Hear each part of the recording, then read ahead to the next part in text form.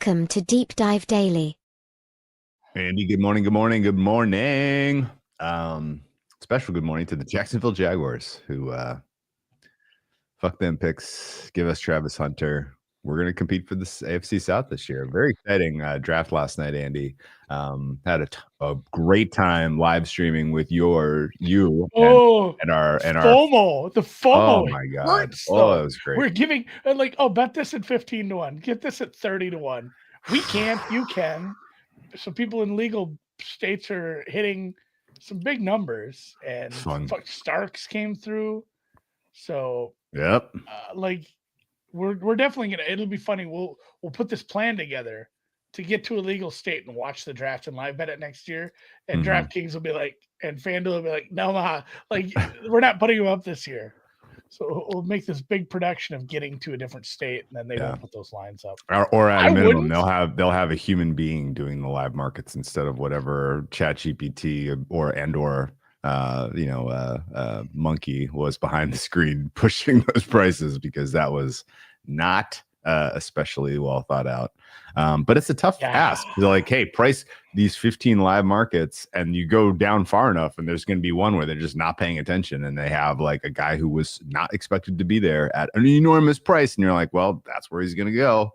And anyway, I think that had to be the algorithm, was just a big board, and be like, hey, this guy's probably not going to be there because he's the best player available, and it's 4 picks from now. Yeah, and let's list them at a big number. Yeah. Next year we'll be at the Quad Cities. Okay, rundown for today. Let's reflect a little bit on the draft itself from a football standpoint. Let's reflect a little bit on the draft betting. Although, if you want a more detailed and just a raucous commentary on things as they unfolded, our live stream from last night is available for rewatch. A lot of I thought we'd had a lot of kind of useful thoughts during the stream itself. Talk a little NBA, and then wine of the week, and then we could talk about our plans for the weekend, and then good job by you this week. Reflections on the draft from a football standpoint. The trades is kind of where I want to go here. The fact that the Giants were bidding against themselves for Jackson Dart and gave up next year's first round pick, which is very surely going to be a top 10 pick, is like malpractice. It's malpractice. I mean, and like the bubbling rumors that they were considering Dart at third overall because they were convinced he was going to go to the Saints, I guess. No, I don't know why they were convinced of that. They were kind of tricking themselves, I suppose. But whatever the case was, absolutely shocked that the Giants gave up next year's first for it. Probably wasn't the worst trade. The worst trade had to be the Falcons. Well, I'm going to push back on that a little bit, because that's probably, let's be honest, the Falcons' first for next year is going to be pick 18. The guy that traded it's not going to be the GM. So, that's fair. I just want to Jackson Dart. I'm not an evaluator, and I've been over that and over that and over that. I'm not an evaluator. Jackson Dart could be good. We were low on Josh Allen. We were low on quarterbacks, and I wasn't super high on Jaden Daniels at times. I wasn't super high on Caleb Williams at times. Like, I'm not an evaluator. Jackson Dart could turn this franchise around. It is a small percentage chance, but it's a possibility. And then at the end, it doesn't matter. Like, let's say it's a 10% chance he's a good to above average quarterback in this league for 5 years. Like, that trade was the best trade in the draft. Then at that point, it doesn't matter what happens next year. Okay. Whereas the Falcons gave up next year's first, which 18 is tough, but it'll be between 10 and 18, I think, somewhere in there. They'll be a middle of the pack team, I would assume. For a red flag guy with some legal issues, and a spot where they already took a defensive player, and they moved up. What they gave up for another edge rusher was just way too much, it felt like. Okay. And I'm saying that with the fact being that the Jaguars gave up way too much. But I'm kind of putting that in the same. They did. They gave up way too. Like, I didn't know that was consensus thought. I thought that actually, once all the dust settles and you look back, I think that was actually a pretty fair deal. No, they gave up too much. They You think they overpaid? those 2 spots. But I'm saying I'm putting it in the same boat as the Giants trade where nobody gives a fuck. Yeah. If he's good, if he's really good, no one cares. It's like, fuck it, we got our guy. Like he's been so good. He caught 12 touchdowns this year. He's playing corner part-time. He's returning kicks. He's kicking the extra Yeah. point. He's fluffing my pillow at night, putting a mint on. He does it all. Doesn't matter. So he has the opportunity to change the franchise. You can overpay for that. You can overpay for quarterback. And it's kind of it's very dispersed, like bimodally. Either it's like, oh my God, you made a trade for a quarterback. He sucks shit. You guys are so gone. Which with that coaching staff and that GM, that's a risk they had to take. They couldn't just sit on their hands and not take a risk. Well, they could have just taken Dart at the top of round 2 without giving away next year's first. I think other teams were keen on him too, though. I don't know if somebody would have gone and sniped him. And then take another one of the developmental guys. They're all developmental is the thing. Like the margins between QB2 and QB5 are they're not that big. You can say that, but we're not quarterback evaluators. I guess so. We didn't watch how much Dart tape did you watch? I'm just kind of basing my opinion on what we get from league insiders who do this work, and if the NFL broadly thinks these guys are developmental, I don't know about that. They're right a lot more than we are, but just generally, like the Travis Hunter to 2 thing, like the enough people whose opinions I value were like, this guy is absolutely generationally, important non-quarterback to come into the league, makes me think that the price they gave up to go get him is reasonable. And again, like we're not, if the Jags defense is an atrocity, hopefully they have some plan in place to make the defense better. Maybe it is just coaching, who knows? But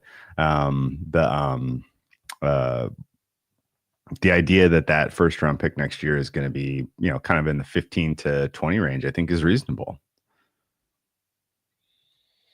Yeah, something like that.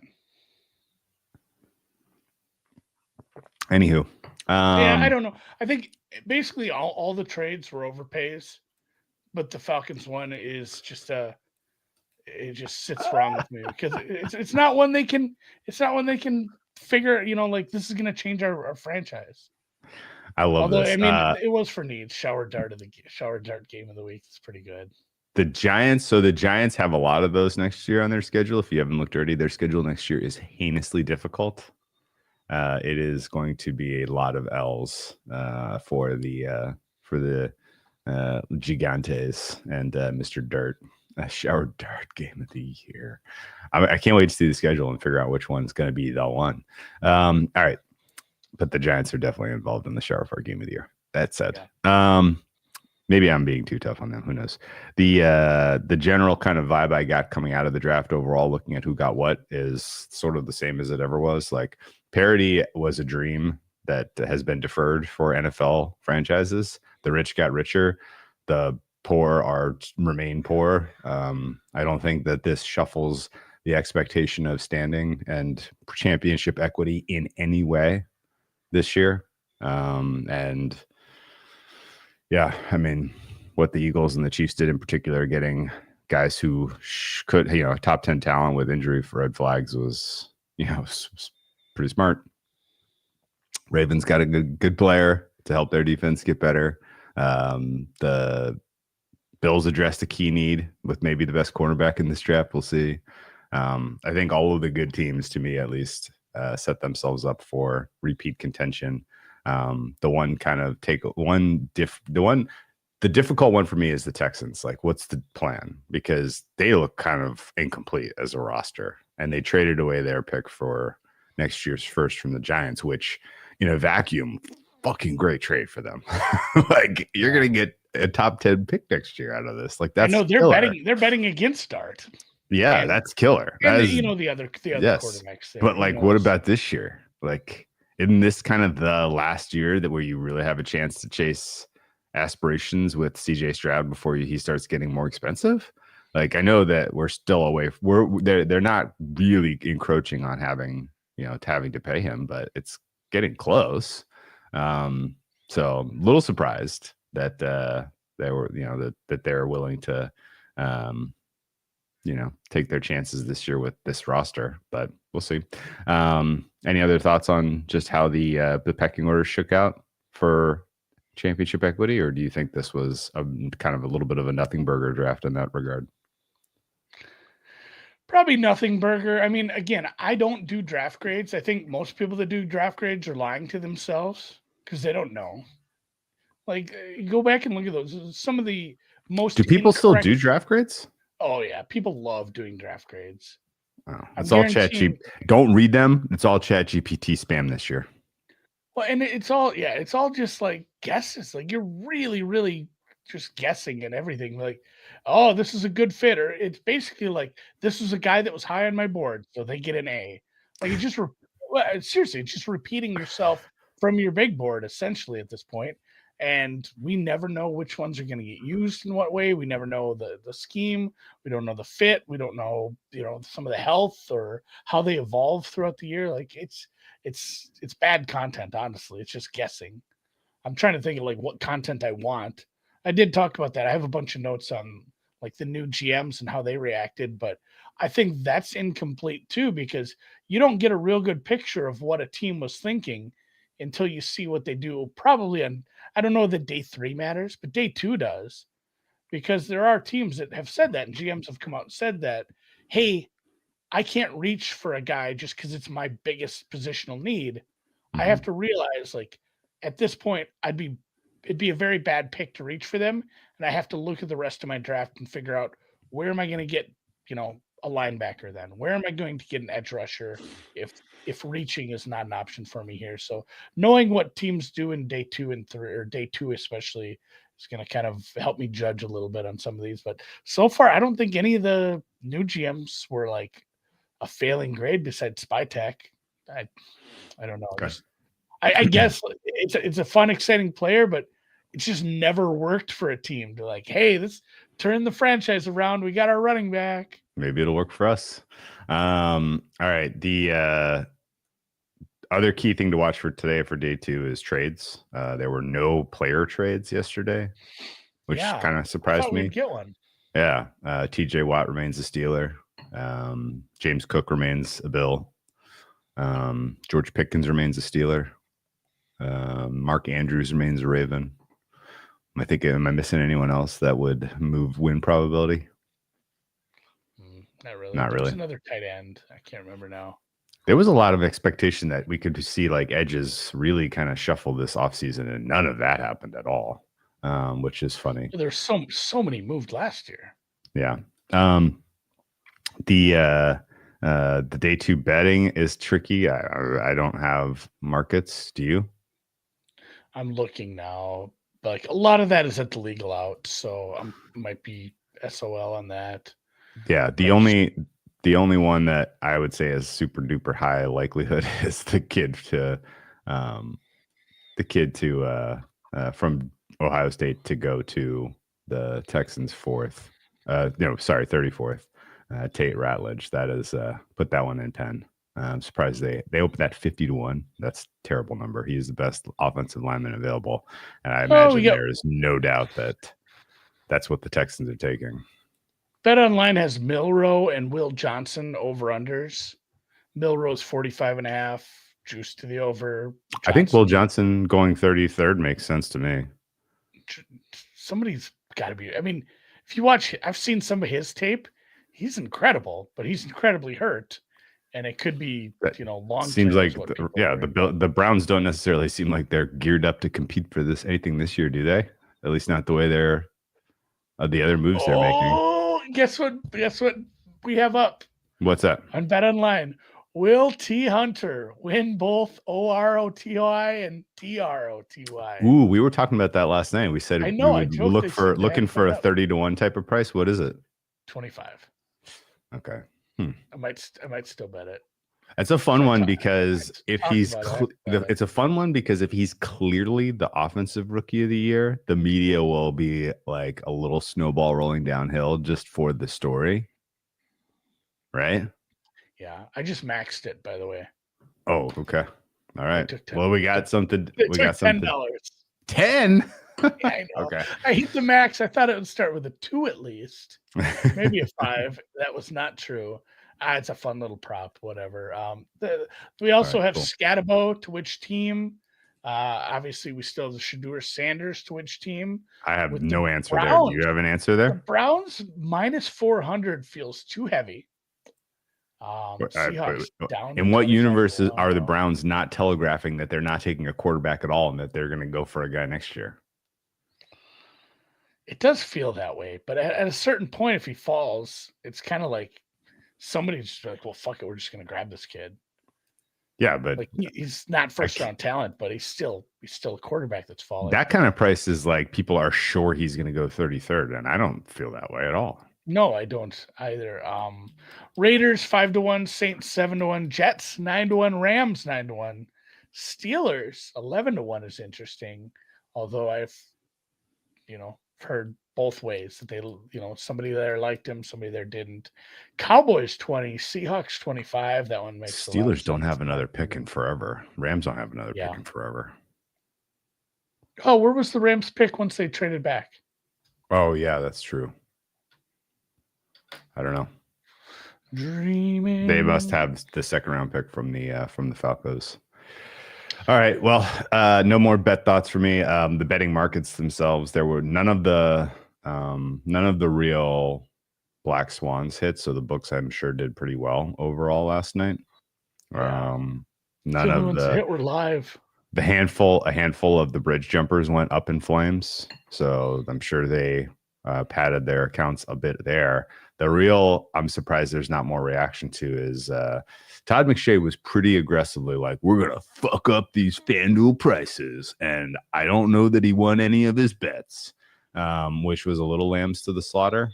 And then certainly the other FanDuel personality that it was Sean Payton's daughter mocking Omarion Hampton, I think led a lot of people to make bets that was going to happen surely with the 20th pick. And while he was available, that didn't happen.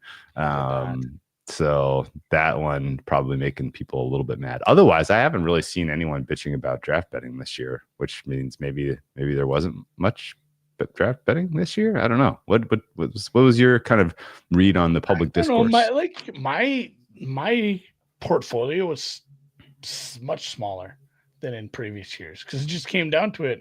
I thought about it. Like the big bets I made that I won were informational. Hey, I know this is happening, or I feel this is very, very strongly happening. I didn't have a lot of feelings like that outside of like, hey, I really think this happens, and it's minus 2,000. I took some darts, I took some shots, I took a couple in the wrong spots. I feel bad because I had some right takes over the course of the last month. Like my take about, I do believe the Giants will take a quarterback. Like I really thought they were doing the martingale quarterbacks. But that, I wrestled with that in my head. I'm like, man, it's so hard to take a quarterback that high up though. That's not worth. Shane's kid came through. Yeah. With the dart Instagram post, right? Or is that TikTok? I didn't even know. Hat tip to our friend VR. Do you see he just absolutely melted the board? 11-1 again. I feel like one of these years I don't even really want to know what he's betting because I don't want the glow to fade. But 11-1, my goodness gracious, man. And the one he lost was one that was because of just an out of fucking left field trade.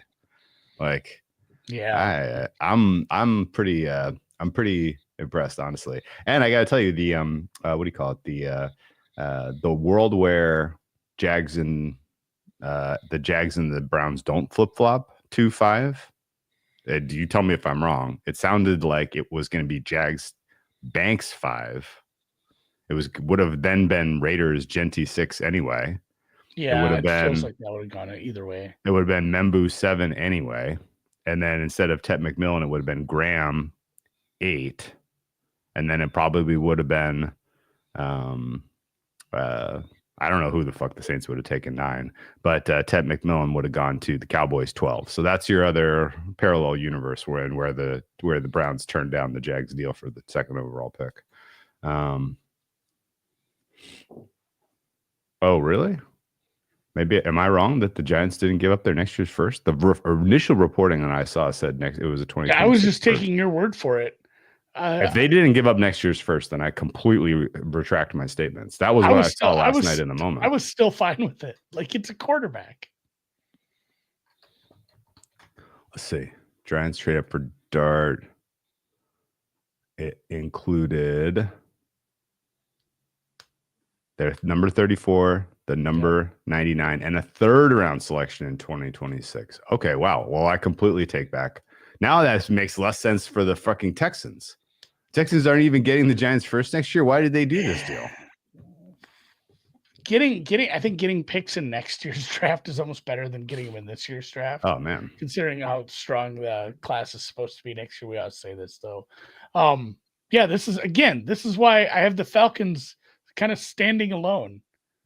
You kind of threw me for a loop with that because I'm like, well, in the moment, the initial report that I saw, I swear it said 2026 first, and I was just like, I always walked away from the computer. I was like, are you kidding me? Like they're trading a top 10 pick next year for this guy. Okay, good luck, guys. And 2026 third is actually much more defensible. So, all right. Well, I completely retract all my thoughts on that. For me, the trade power rankings are probably still, even though the Jags gave up too much. Jags was the best.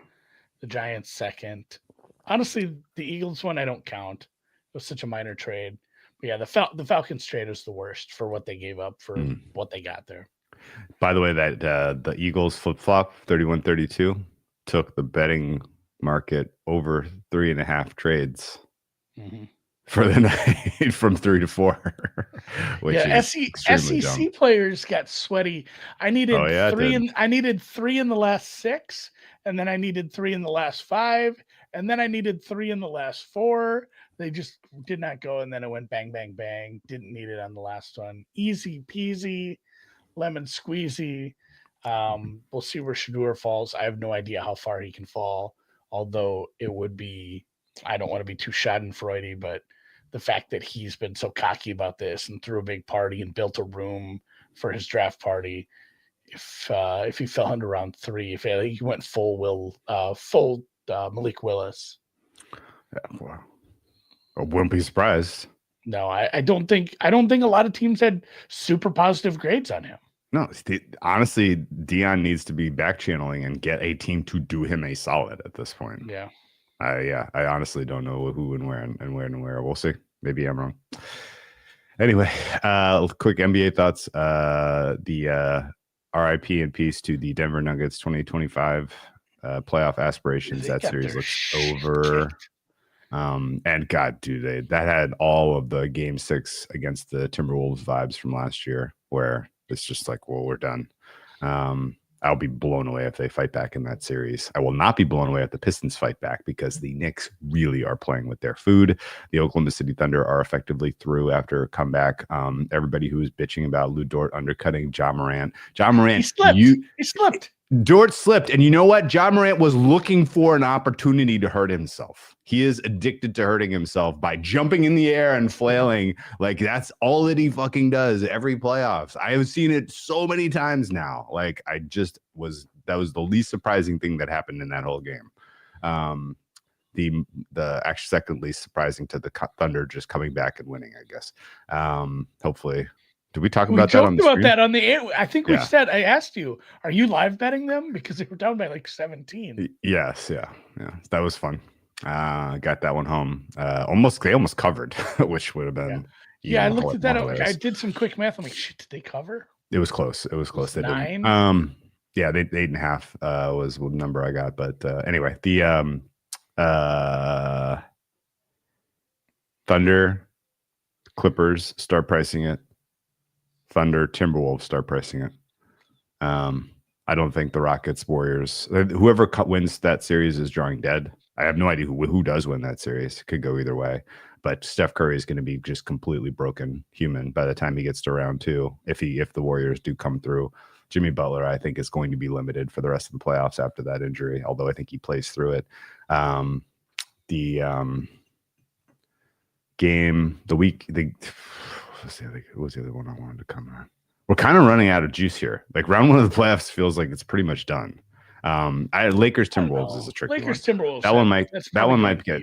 Yeah, that one might get fun. I think the Timberwolves come through that one, and then I think the Timberwolves are your favorite against whoever comes out of the mess, the war that is Rockets Warriors. And I think the right now the Thunder to win the West should be like minus 250. I honestly don't think anyone stands up against these guys. I'm hopeful, obviously, because I have a lot of money on that, but let's go Thundy. All right. Any other final thoughts, or you want to talk about the weekend? No, the golf was embarrassing. Not only was it best ball, but they gave them ball in hand, clean lift in place, where you can pick your ball up, clean it off, and set it down exactly where you want, which is a big advantage. And when you're playing best ball, I mean, one of the teams shot 14 under yesterday. That's like you and your buddies in a 4-person scramble on a 6,000-yard course. So the golf is tough to watch this week. I had a couple of I bet 3 teams. They all did really well. 8 under, 9 under. Nice. They're still like 5 shots off the lead. So maybe, we'll see. It's alternate shot today. That kind of separates the men from the boys. We'll see how it goes, but not paying as much attention to the golf. If I bet anything in the second round of the draft, I'll tweet it out or say something in the Discord, but I don't think I'll have a ton of value there. I'm looking at they're talking in one of the chats about Travion Henderson maybe going to the Bears. That's a fun rookie of the year bet because he'd be, I think, 20-1. That is a fun one. All rebuilt offensive line, good offensive coordinator. Don't mind running the ball a bunch. Take the pressure off your second-year QB. Get a 1,000-yard season out of him. Okay. I like the I was just going to mention ATP. Carlos Alcaraz withdraws. My fortunes are now staked to Jack Draper there, but he's got a tough first opening round against Greek Spore. If he comes through there, I think he actually goes to the finals. All right. What are you going to do this weekend, man? Getting into anything good? Softball game tonight. Volleyball tournament tomorrow. Easter at my mother's on Sunday. My weekend is dicked. I also have a shitload of wood that I split that needs to get stacked up. I'm going to watch golf. I'm going to watch the draft in between. I got to bring one of the other kids to a birthday party. It's just it's a jam-packed week of I'm going to turn around. It's going to be Monday again. So I think one of those nights I'm going to have a nice, relaxing gummy and bottle of wine by the fire. The weather looks like it's going to be pretty nice if you split 1,000 pieces of wood, you better have a bonfire. I talked about that. I'm probably going to grill a steak. I don't know that the brisket is on the table anymore. I don't know if I'll have time to manage I don't know, between all that stuff I got to do, I don't know if I'll have time to manage a brisket. So might have to push that to next weekend, which I train your kids to keep an eye on it. Oh, they're going to be at these events. They're going to be at the volleyball and stuff. I got to go watch volleyball. Oof, man, you got a tough one, man. I know. So maybe Friday or Saturday night, go out with the wife. We haven't been to a film in a while. The last few films, it's just been me and my younger son going to see Minecraft and shit like that. Kind of want to go see Sinners. I love it. Go for it. I can't just watch Only Reacher. I love that plan. Go for it, man. Did you ever see by the way, did you ever see Gladiator in the theater? Yeah. Gladiator 2? Not as good as the first one, obviously, but it was decent. They had the bones. I love Denzel's just like Denzel's just doing his normal accent. Everyone else is trying to sound normal. Denzel is he's just like straight out of Training Day into a toga. Yeah. Like, fuck it. They had the bones of a really good plot, but they just kind of fumbled it, I thought. Yeah. I was bummed, honestly. Definitely. I wanted it to be better. It was decent. Denzel was great. Yeah. It felt very much like an underwhelming sequel. To NBA tonight, I forgot to mention I don't have anything in Bucks Pacers. I have a small bet on the Wolves and a small bet on the Magic, but both at prices that are gone. So I actually would recommend passing on Fuckery Friday. All right, Sinners is an overwhelming positive. positive people are saying that's belief. good. Yeah. All right. Well, I love that. I'm headed to Paso Robles wine country. Wife's family's got stuff going on up there. Staying in an Airbnb in the vineyards. I'm excited. It will be a fun weekend for us, tasting the best of Paso Robles, and I will save my reviews for future wine of the week. And I will lean on Andy this week to convince me that there's a wine worth trying from Portugal for this time of year. What is the rec? I didn't look at the brands. And you know what's That's funny? okay. So this show starts at 9:30 my time. And I joked, I'm like, I don't know if the liquor store opens at 8. Tomo is open at 8 a.m. here. I could have gone pre-show, but no, I am going to get some Vino Verde. That's one of my go-tos. Vino Verde. Green wine? So can you translate that? Green wine. Green wine. So, but context matters here, Drew. The green is not denoting the color. It is how we also use it to denote young. So it's a young wine. Not a long process for this one. Can be red, can be rosé, sometimes can be a little sparkling. Often and most commonly, it is a white. It is a very light, delicate white, easy drinking. And yeah, you don't have to overthink this. I've never bought one that's like, oh, this is a bad Vino Verde. They're all kind of the same. That's cool. Does it have like spritzer vibe? A little bit. Some have a little more sparkling than the others. I don't mind it. It's kind of like the God, what's the white Spanish Albarino? Yeah. You know how that can have a little bit of a sparkling to it. It's kind of in the same vein as that, I guess. Spain, Portugal. I'll tell you what. Shopping by bottles at Totmo right now, the Broadbent is a beauty. You bring that to a spring picnic, you're gonna get some thanks. Also nice to bring to a spring picnic because it's got a twist off, so you don't even have to worry about bringing a bottle opener. Pretty solid there, and it's you want to hear something funny? Broadbent at Total Wine and More. Because I don't know shit about wine, so I'm on the Wikipedia page. Okay. So Vino Verde is not a type of grape; it's not a varietal. It is a DOC. It's a domain original control, which is a way to make the a standard of how to make that wine. Correct. And it's funny, I compared it to the Albarino because same grape. It's made from the Albarino grape. So maybe that's why I like that one. That totally. It all comes around. All right. I will put in the Discord in the wine. This is my favorite guy. And he's actually related to Total Wine and More. He has some incredible videos online. Alfio Morricone. I'm going to share this video in the Deep Dive Discord. He talks about Vino Verde. Yes. Good, you love his what? Ugly. Oh, yeah. Oh, yes. Yeah.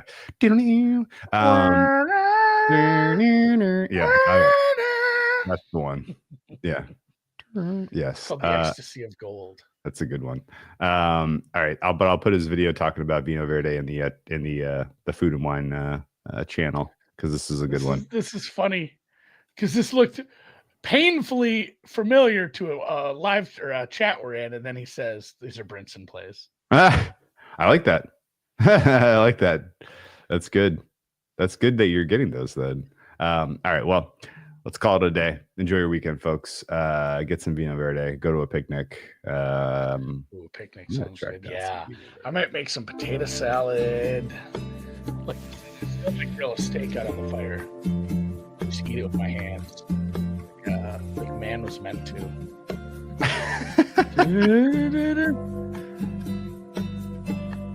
Potato salad.